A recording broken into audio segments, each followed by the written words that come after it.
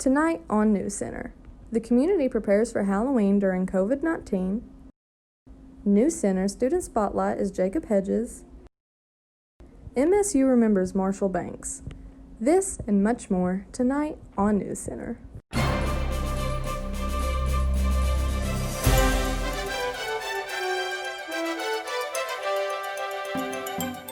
Good evening and welcome to a special Halloween edition of NewsCenter. I'm Tim Creekmore filling in for Cassidy Stearman, here with Tim Creekmore filling in for Keneally Roberts. Here's what's making headlines for October 29th, 2020. Amy Coney Barrett was confirmed to the United States Supreme Court on Monday. Barrett was President Trump's choice to fill the space left by Justice Ruth Bader Ginsburg. Barrett's confirmation secures a likely conservative majority on the court, potentially leading to new rulings on abortion and health care. Monday's vote was the closest high court confirmation ever, and the Associated Press reports it was the first in modern times with no support from the minority party. Changes will be coming to downtown Moorhead. NewsCenter has the story.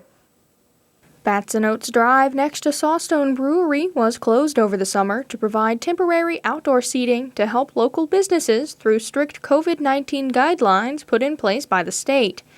Now, Moorhead Mayor Laura White Brown says the area will stick around, becoming the town's entertainment district. What they are is they're specific areas in a community where people can walk from one business to another with food or beverages, and then there's common areas where you can sit. It also creates some kind of opportunities and flexibility when you have festivals, because you already have established ordinances and permits that allow you to use that area. So that was kind of the thought behind it. White Brown says the idea for the entertainment district has been in the works for a while, and the pandemic actually helped it along. We were able to kind of have some flexibility with shutting down the street and closing it off for that outdoor area, dining area as well.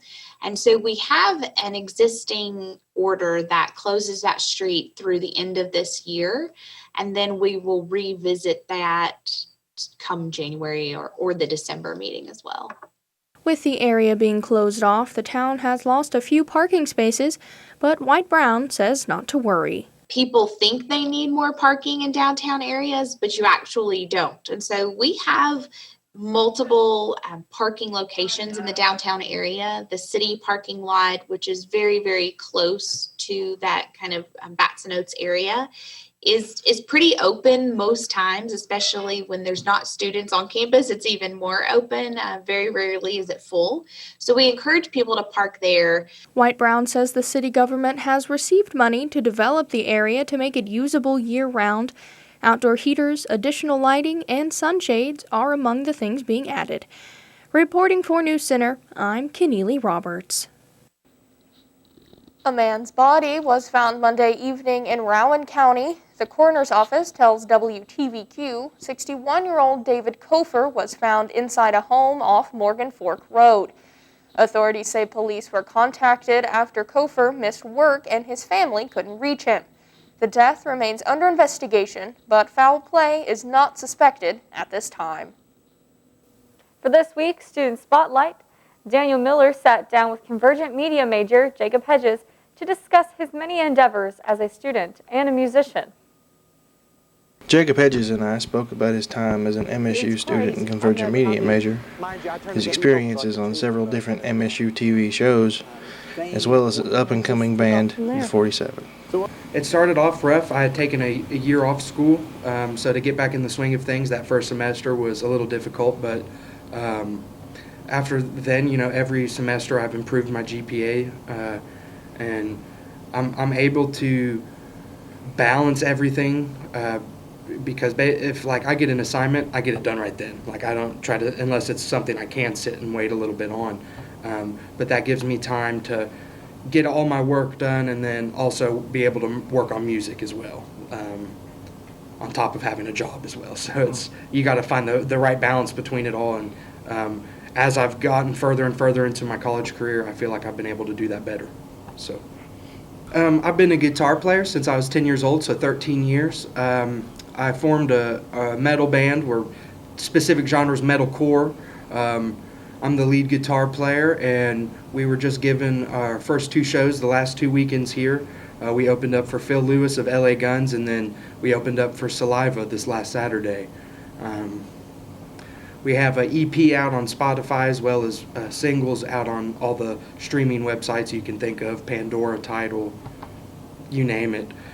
We've been a band for probably about 2 years now, so it's real nice to see us starting to get some shows, especially in the heat of all the COVID pandemic. The band's called The 47. I actually named the band. The number 47 is kind of like my angel number. I see it everywhere, every day of my life. And so then I found out that my grandfather's, he was a Kentucky State Police officer. He was shot and killed when I wasn't even born yet, but his badge number was 475, and always had the number 47 in everything of his with the service. So I kind of named it the 47 because I kept seeing the number 47, and I kind of attributed that to my grandfather. So that's the reason for the band name.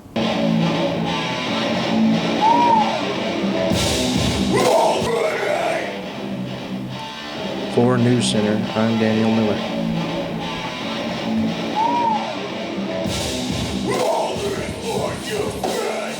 We'll be right back with your weather forecast after the break.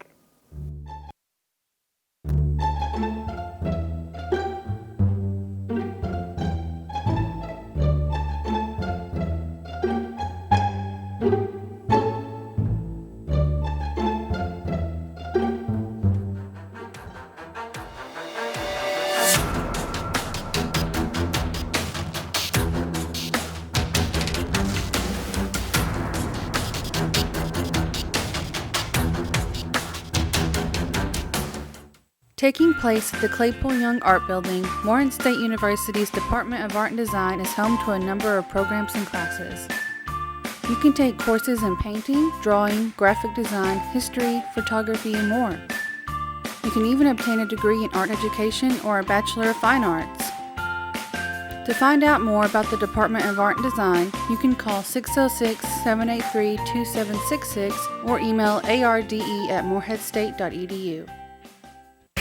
Please don't throw that trash on the ground. I know someone is watching you now. Recycle man, recycle man. Please take care of all your waste in a responsible way. Recycle.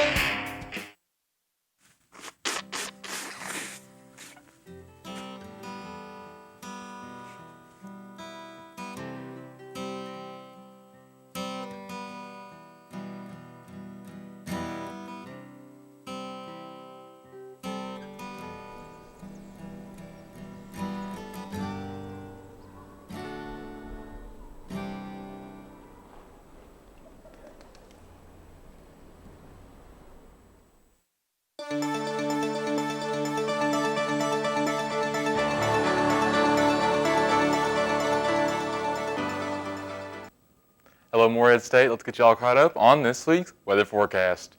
Currently in Morehead, we're sitting at 58 degrees. It's cloudy, and the humidity is at 96% with winds at 4 miles per hour. Across the state, again, Morehead's 58. Ashland is sitting at 57. Lexington, 56. Frankfort, 55. London's topping us out at 66 degrees. Louisville at 51.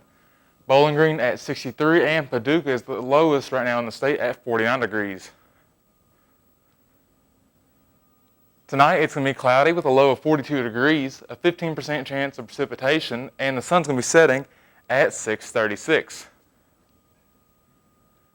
For tomorrow, it's going to be partly cloudy with a high of 48 degrees and the sun rising at 7:58.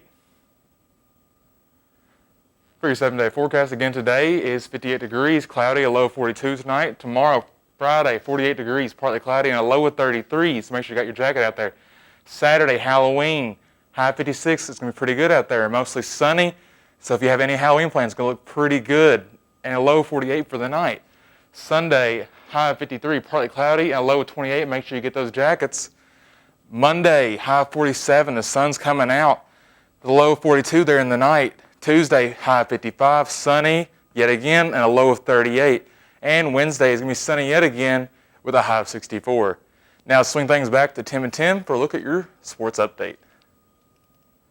That was Tim Creekmore filling in for usual weatherman Logan Rout. Morehead State University baseball player Zach Smith will not be able to play this spring due to an injury that happened earlier this summer.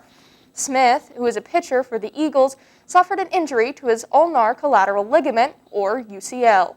After having surgery, Smith has to undergo intense physical therapy for 12 to 14 months, which sets him back from playing until the spring 2022 semester. Although Smith has said that he will not be able to play with his teammates, he's trying to think positively and focus on recovering. Smith says it's rough that he has to sit the season out, but he's still going to be there to cheer on his teammates.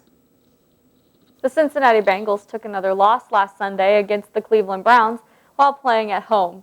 The Bengals led the game throughout the first half, with the Browns coming back at the start of the second half. Things stayed pretty even for both teams scoring-wise until the fourth quarter hit. The Browns scored 20 in the fourth, and the Bengals scored 14 in the same quarter. Cincinnati scored their last touchdown in the fourth, leaving the Browns with 1 minute and 9 seconds left on the clock. Browns quarterback Baker Mayfield drove the ball down the field, and with 15 seconds left, he threw the game-winning touchdown. The final score was Browns 37, Bengals 34. The Bengals will be playing again this Sunday at home, going against the Tennessee Titans at 1 o'clock p.m. The Los Angeles Dodgers are officially the 2020 World Series winners. After playing 6 games against the Tampa Bay Rays, the Dodgers sealed the title, winning Game 6 3-1. This marks the 7th time the Dodgers have won the series. 2 runs were earned in the 6th inning after a wild pitch and multiple fielding errors allowed Dodgers players Austin Barnes and Mookie Betts to score. In the 8th inning, Betts came back to score again, hitting a home run to center, allowing the Dodgers to expand their lead and ultimately win the game. We'll be back with more news headlines right after this. Saving money can be hard to do, but it can be done. Tip number 1, use a spreadsheet to track how much you're spending and see where you can cut corners. Tip number 2, find a free browser extension that allows you to use coupons online such as Honey and Wikibuy. Tip number 3, use your meal plan. Being a college student is no time to be a picky eater. Now jump out there and spend wisely, MSU.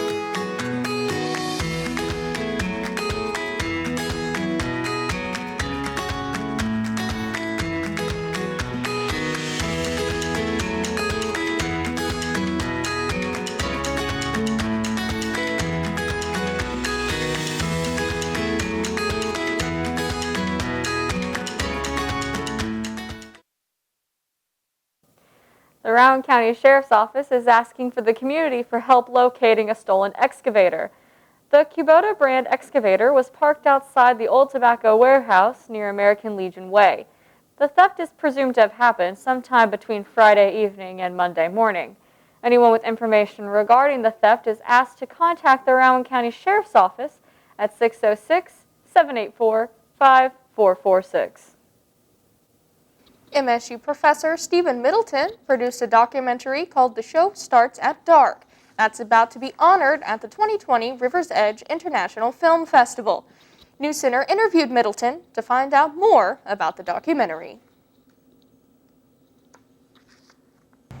Stephen Middleton, an instructor of communications at Morehead State University, is being honored at the River's Edge International Film Festival in Paducah, Kentucky. The film festival will occur November 12th through November 15th. Middleton's documentary, The Show Starts at Dark, is about the drive-ins that are still being operated in Kentucky. NewsCenter sent me to ask Middleton what made him want to do a documentary on these drive-ins. I produced a documentary in 2019 called The Show Starts at Dark. It's a documentary about the last operating drive-in movie theaters in the state of Kentucky. I was driving down to Whitesburg, Kentucky to play music with the string band I play with, and we came across somewhere in close to Hazard, Perry County somewhere, there was an abandoned drive-in movie theater, and the screen was still up and you could still see where cars would park, but it had long since went out of business, and I thought it was the most lonesome looking thing I've ever seen. I thought, wow, how many drive-in theaters are left? The nostalgia of drive-in movies and sort of the way movies used to be, which is popular again because of COVID-19. A lot of stories about dealing with individuals. There's some real sweetheart folks in this that I interview. And then just sort of survival. Reporting for NewsCenter, I'm Megan Jones. On Tuesday, Rowan County Judge Executive Harry Clark announced that there are 2 additional cases of COVID-19 in Rowan County. He says one of the cases is affiliated with Morehead State University.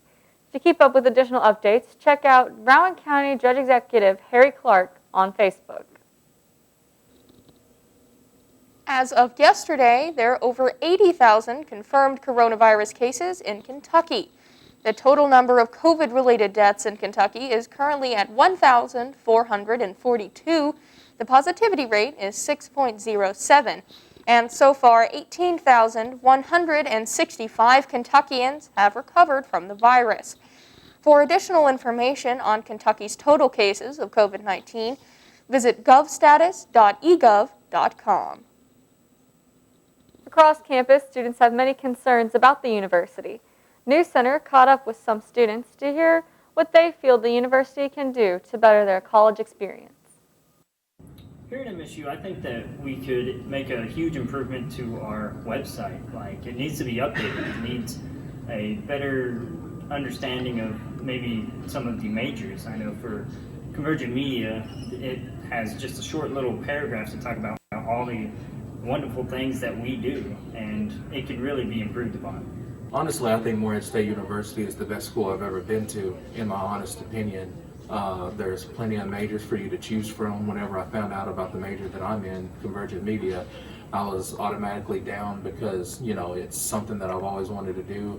I never really thought that there would be a major in something that I like to do, but whenever I found it, I was, you know, instantly in love with it. And overall, I've had a good experience with my classes. The practicum is something that I really love doing, and I've got to do a lot of cool things about Morehead State University. So honestly, in my opinion, there's not a thing that I can think of that I would change about Morehead State University because it's already the best school I've been to.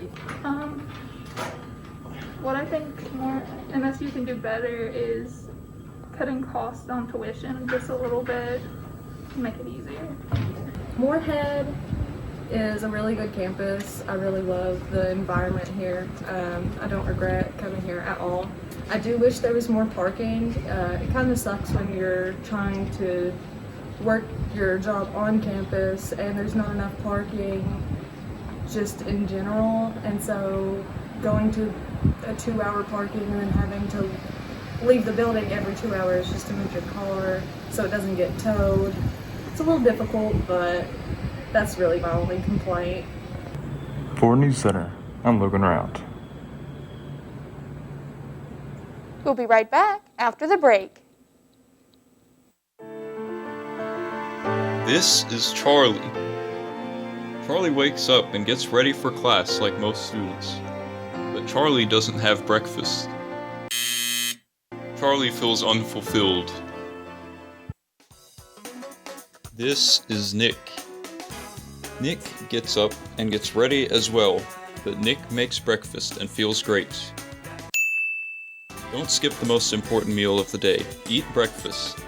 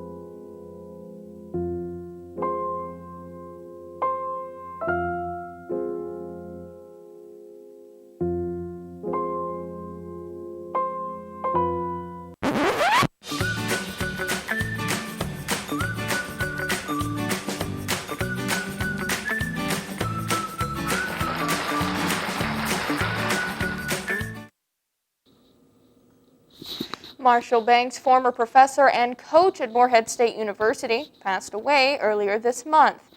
MSU professor Stephen Middleton featured Banks' story in his documentary, Far Above the Rolling Campus.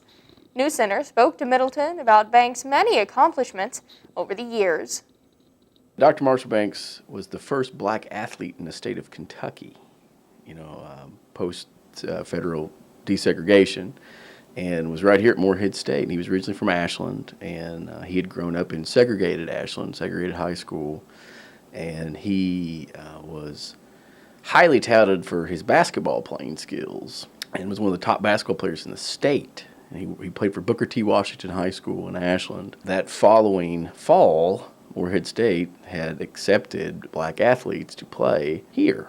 And Marshall was the very first black athlete in the state of Kentucky to play on a collegiate team that was desegregated. He graduated from Morehead State and then went on to Illinois and got a master's degree. And while in Illinois, he ran into Adrian Doran, university president at that time. And Doran offered him the chance to come back to Morehead to teach physical education and be a coach. And he came back, and honestly, he didn't realize it at the time, but he was the first black faculty member in Morehead State history and coach. His work with, historic work within the OVC, there was no doubt about the reasons why he's in the Hall of Fame. Just the stuff they had to deal with at that point, being the first black athlete in the state of Kentucky, going on the road, all the issues they had going on the road, because not all places, were still as friendly to non-whites at that point. He was given that for his years of service and dedication, and sort of brought back up the history of it all. Sometimes we forget our own history. What a crucial role he played in the diversity and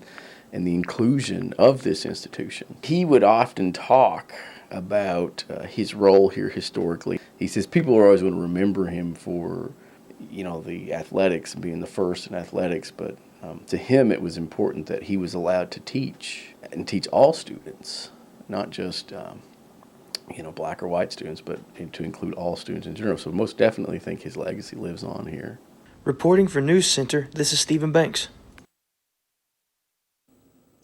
Morehead State University's Space Science Center received a grant for over $600,000 from the Appalachian Regional Commission.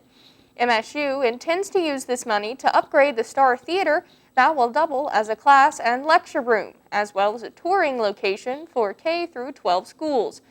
The grant is also being used to partially fund a new satellite tracking antenna used to assist in student training.